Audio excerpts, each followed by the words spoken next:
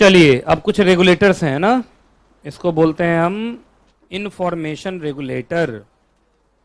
Information regulator या RTI regulator. Information regulator या RTI, लिख दो आरटीआई रेगुलेटर, आरटीआई रेगुलेटर लिख लिया। चलो अब जरा तुम दे दे के बताते जाना। तो सेंट्रल लेवल पे होगा और स्टेट लेवल पे होगा। पहले बताओ तो सेंट्रल लेवल पे कौन अपॉइंट करेगा? Central government. और स्टेट लेवल पे स्टेट गवर्नमेंट। चलो जल्दी बताओ, सेंट्रल लेवल पे कौन है? CIC। स्टेट लेवल पे SIC। पहले तो ये तुम लोग देख लो अच्छे से है कि नहीं वहां पे। CIC का फुल फॉर्म बताओ। Central information commission. और SIC स्टेट इंफॉर्मेशन कमीशन। याद रहेगा। चलो मुझे थोड़ा इसका कंपोजिशन बता दो। CIC में कौन कौन लोग होंगे? एक तो होगा चीफ इंफॉर्मेशन कमिश्नर, दूसरा सेंट्रल इंफॉर्मेशन कमिश्नर्स। अच्छा ये होगा नॉट एक्सीडिंग 10, मतलब मैक्सिमम 10। मैक्सिमम 10, मैक्सिमम होगा 10। ठीक है जी, ये है ना मैक्सिमम 10। ठीक है। SIC की भी कहानी ऐसी ही है, बस दोनों में क्या लगाता चलूंगा? स्टेट, है ना। चलो पहले मैं लिख देता हूं स्टेट चीफ इंफॉर्मेशन कमिश्नर, ये है। और उसके बाद फिर से स्टेट, बोलो, स्टेट इंफॉर्मेशन कमिश्नर। ये कितना है? यहाँ भी मैक्सिमम 10 है, मैक्सिमम 10। चलो सेम ही है लगभग। पहले इतना उतार लो फिर आगे लाइन बाय लाइन पढ़ेंगे। टेन्योर भी लिख दूं? चलो टेन्योर भी लिख देता हूं। चलो टेन्योर जरा ढूंढ के निकालो तो। ये सेंट्रल वाले का कितना है? 5 years और 65 years, which ever is earlier. तो समझते ही हो ना, 5 साल रहेगा और द एज ऑफ 65 years, दोनों में से जो पहले आ जाए। 5 साल पहले आ गया तो रिटायर हो जाएगा, और 65 years पहले हो गया तो चाहे 5 साल पूरा भी ना हो फिर भी रिटायर हो जाएगा। इसके लिए बताओ SIC के लिए सेम है। बोलो क्या क्या है? 5 साल और the age of 65 years, which ever is earlier. Earlier लिखना चाहो तो लिख भी लो, earlier, which ever is earlier. बाकी रीअपॉइंटमेंट अलाउड नहीं है। अच्छा एज बचा हुआ है, रीअपॉइंटमेंट करोगे ना? देखो तो लिखा होगा रीअपॉइंटमेंट अलाउड नहीं है। जैसे मान लो कोई आदमी 55 साल में बन गया, 55 5 60, फिर भी उसको 65 में 5 साल और बचा हुआ है, तो क्या रीअपॉइंटमेंट होगा? ना। एक बार रिटायर होगा तो रिटायर होगा, रीअपॉइंटमेंट अलाउड नहीं है। अब ये सब चार्ट उतारने में लगा हुआ, कौन सुनेगा मेरा?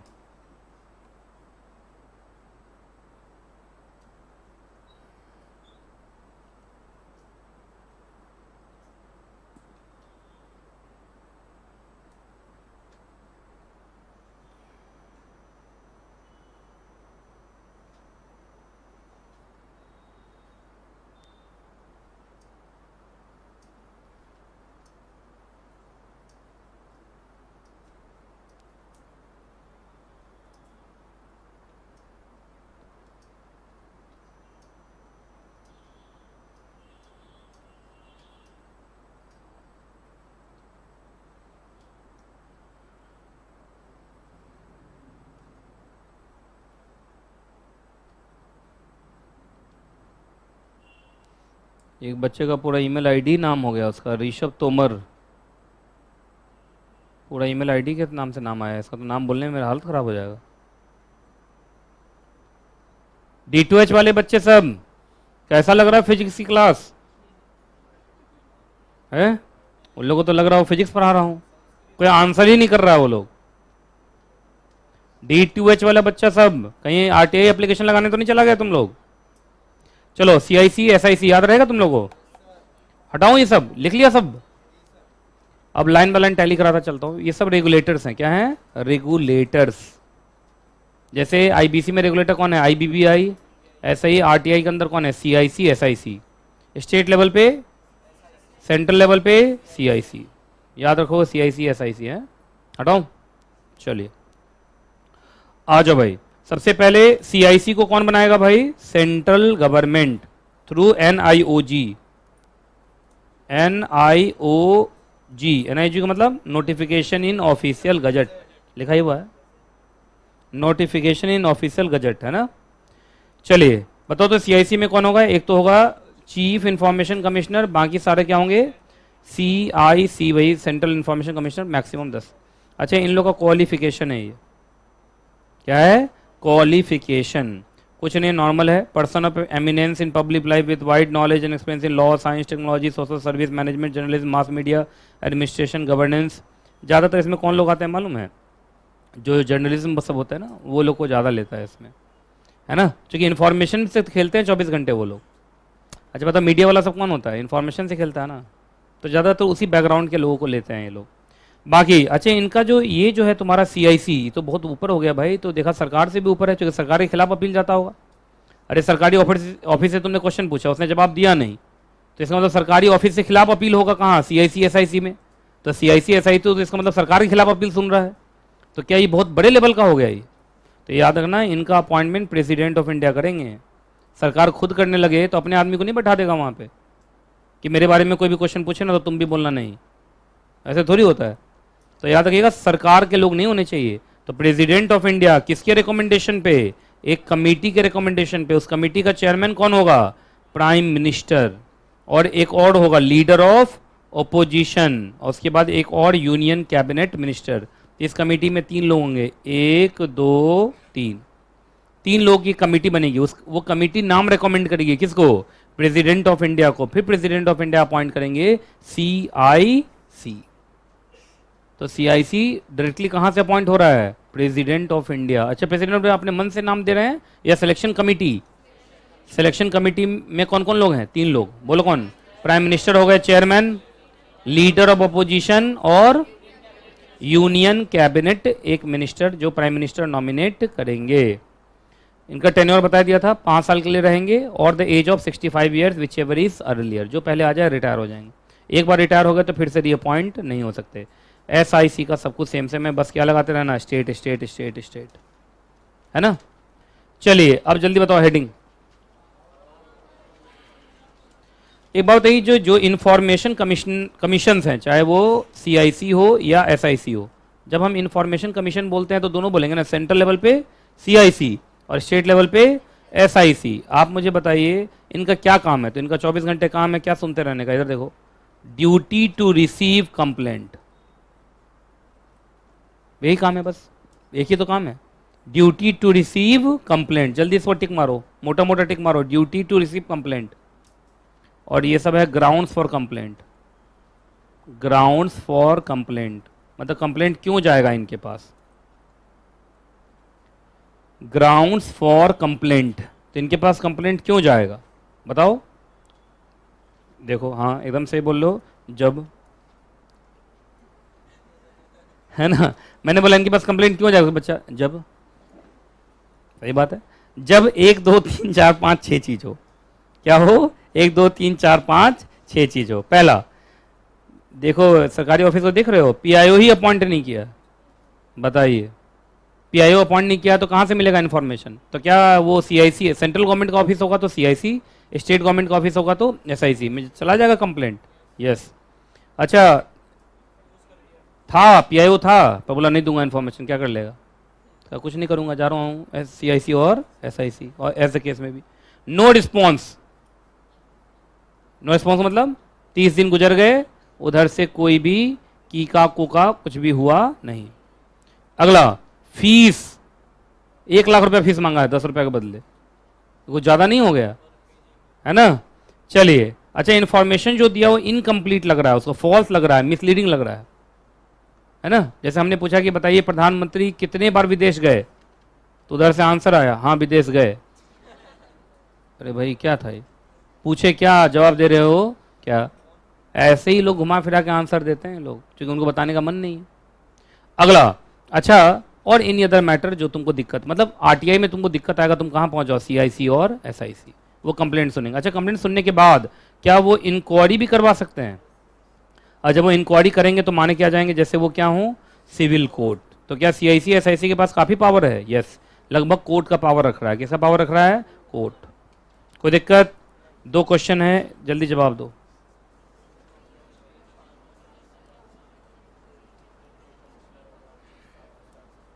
दूसरा क्वेश्चन और पहला क्वेश्चन सेम ही है। कंपोजिशन भी पूछा है, पावर भी, कॉन्स्टिट्यूशन भी पूछा है, पावर भी, बात तो बराबर ही है। कंपोजिशन में क्या क्या लिखोगे? वही सीआईसी में एक चीफ और ये सब नहीं बताया था, एज वेज ये वो सब, और ये पावर। मतलब तुम्हारा पीछे का 2 पैराग्राफ, एक तो ये वाला और पीछे से यहाँ, मतलब यहाँ से तुम शुरू करोगे, यहाँ से पूरा यहाँ से शुरू करोगे, कहाँ तक पहुँचा दोगे आंसर? यहाँ तक। ठीक है, 2 क्वेश्चन पूछे हुआ ना, पावर भी पूछे हुआ और कंपोजिशन में पूछा हुआ। आइए अपीलेट अथॉरिटीज के पास आइए। सुनो, अपीलेट अथॉरिटीज बड़ा आसान है, इधर देखो आप। चलो, सबसे पहला अपील होता है सीनियर ऑफिसर के पास। किसके पास? सीनियर ऑफिसर के पास। याद रखिएगा, सीनियर ऑफिसर के पास आपका जाएगा। कितने दिन में अपील करेंगे आप? 30 डेज में। अच्छा, वो अपील डिस्पोज ऑफ कितने दिन में हो जाएगा? इधर लिखा होगा, लिखा है डिस्पोज ऑफ कितने हो, डिस्पोज ऑफ भी कितने दिन में हो जाना चाहिए? 30 डेज में हो जाना चाहिए। तो पहले तुम सीनियर ऑफिसर को करो। जैसे असिस्टेंट पीआईओ है तो मेन पीआईओ, बात समझ में आ गया? मेन पीआईओ होगा तो उसका भी कोई सीनियर होगा, पहले सीनियर के पास जाओ। अच्छा, सीनियर ने भी कुछ नहीं किया तो सेकेंड अपील तो वहीं जाता है, या तो सीआईसी या एसआईसी, कहीं लिखा होगा इसमें, तो बोलेगा ना सीआईसी और एसआईसी। कितने दिन में? 90 डेज के अंदर। अच्छा, वही वाला बात, अगर आपका सफिशिएंट कॉज है तो बाद में भी केस लिया जा सकता है। वो आज ही पढ़ाने वाला हूँ लिमिटेशन एक्ट में। ये जितने भी पीरियड होते हैं ना, सब लिमिटेशन पीरियड होते हैं। क्या होते हैं? लिमिटेशन पीरियड, वो मैं बताऊंगा अभी। एक थर्ड पार्टी अपील है तो क्या कुछ नहीं, सेम ही लिखे हुआ है। वही पहला 30 डेज, दूसरा 90 डेज, सेम ही है, तो कुछ नहीं होता। पहले किसके पास? जल्दी बताओ, पहला अपील किसके पास? सीनियर। इधर देखो, ऐसे पीआईओ ने डिसीजन दिया, तुमको पसंद नहीं आया, तो first appeal senior to PIO के पास। सीनियर टू पीआईओ भी कुछ नहीं किया तो सेकेंड अपील या तो सीआईसी या एसआईसी, एज द केस में भी। सेंट्रल गवर्नमेंट का ऑफिस है तो, स्टेट गवर्नमेंट का ऑफिस है तो बस। पहला कितना दिन, दूसरा कितना दिन, बस। उतारना तो उतार लो।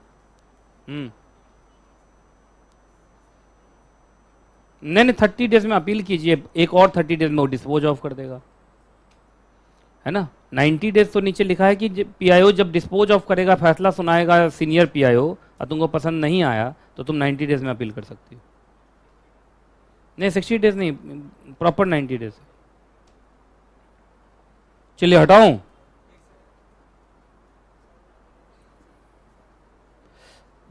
जिस दिन फर्स्ट अपील का डिसीजन आ गया, हाँ, वहां से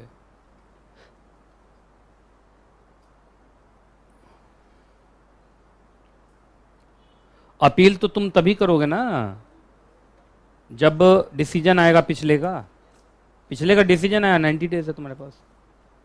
डिसीजन से अगर संतुष्ट हो तो ठीक है, नहीं हो तो जाओ कहाँ? सीआईसी और एसआईसी, एज द केस में बी।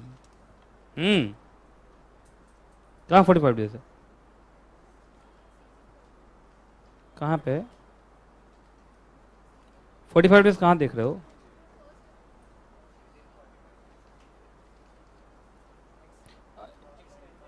एक्सटेंड करके है, अगर सफिशिएंट कॉज है तो 45 डेज तक भी ले सकता है केस। एक्चुअली ले क्या सकता है डिस्पोज ऑफ के लिए, अगर उसको केस लंबा लगा तो हो सकता है 45 डेज में फैसला दे। तो 30, और ये तो डिस्पोज ऑफ के लिए है ना। चलिए आगे चलें, ये भी दो क्वेश्चन है, पढ़ लो।